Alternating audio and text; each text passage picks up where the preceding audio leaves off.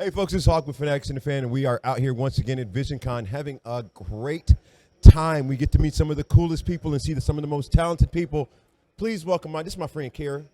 Nice and, to and, see you. And you know, I love going inside the mind of some of these nerds, but this might be a little scary. This is the dark side of Lego. Oh, my Lord. So first of all, what goes into the mind of making something this detailed and elaborate and a little creepy? I mean, why Psycho? First of all, why Psycho? Psycho growing up was one of my favorite movies. Okay. Alfred Hitchcock, Well, yeah. the master of suspense. I was so enthralled Right. with that. Okay. And when you have a passion for something, Yes. to build it and make it come alive, Okay. it's so easy.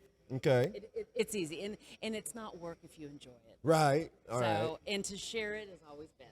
Okay, so how does somebody go from playing with Legos and stepping on them as a parent and hating them? How do we go from that to this? This is a lot. It's just making something come alive. Right.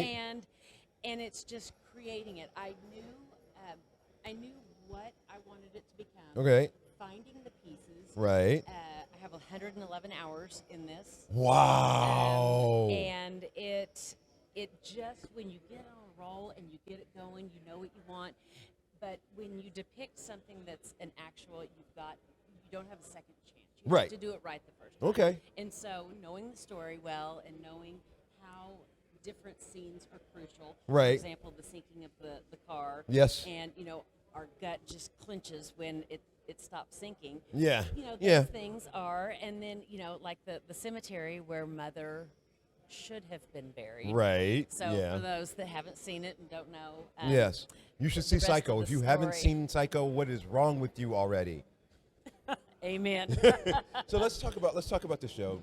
And whenever I talk to people who've been on shows like Lego Masters, I have to ask this. I always ask the same question.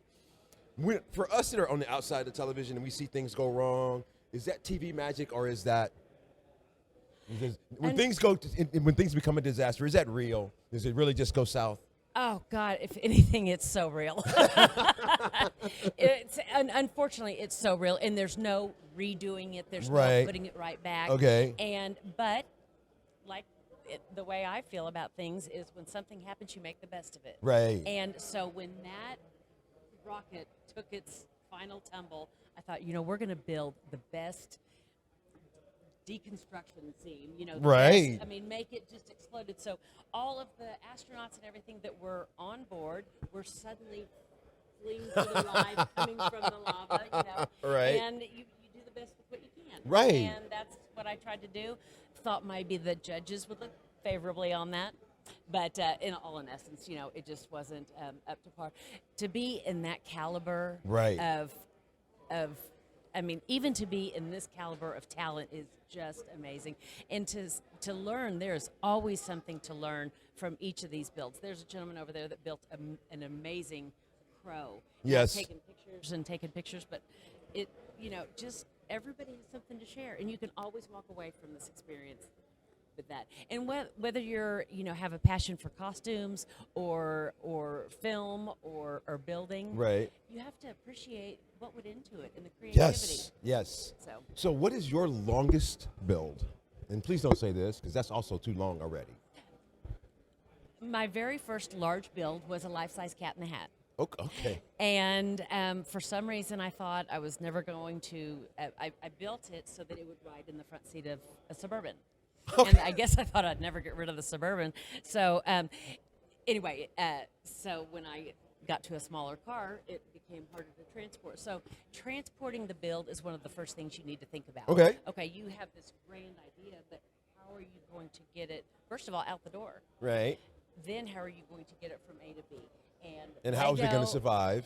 And Lego is as much as it's got amazing clutch power, traveling is the hardest part.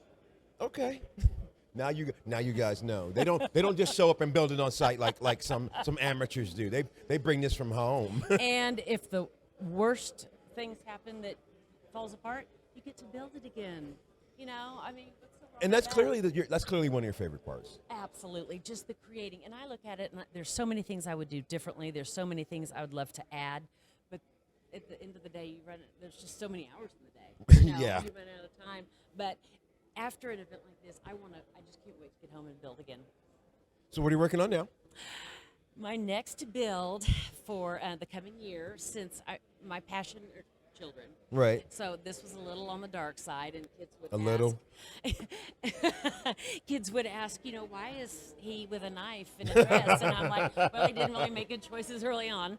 Right. But so my next build, I want to really go to the opposite end of the color palette, and I'm going to build Candyland. Nice. So My brain went to Sesame Street first, so I get it. I love oh gosh, well, Lego did Sesame Street. I can't top that. it. No, not I can support it and build the village behind it, but the master of everything. But so Candyland will be here next year. nice. So tell people where they can find you.